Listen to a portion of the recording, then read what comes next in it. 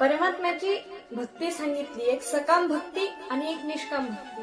सकाम म्हणजे काहीतरी अपेक्षा ठेवून केलेली परमात्म्याची सेवा म्हणजे सकाम भक्ती, आणि कोणत्याही प्रकारची अपेक्षा न ठेवता केलेली सेवा म्हणजे ही निष्काम भक्ती.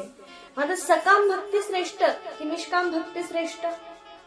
तर निष्काम भक्ती श्रेष्ठ. कारण पहा, आपण जर रामायणाचा विचार जर केला तर आपल्याला प्रभू श्री रामचंद्रांची सेवा करणारे, प्रभू श्री रामचंद्रावरती अत्यंत निष्ठा असणारे आपल्याला 3 महात्मे पाहायला मिळतात. कोण कोण?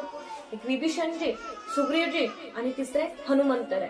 पण आजही जर आपण विचार केला तर विभीषणाचं कोणी नाव घेताना आपल्याला दिसत नाही, त्यांना कोणी पूजताना आपल्याला दिसत नाही, सुग्रीवजींना सुद्धा पूजताना आपल्याला कोणी दिसणार नाही.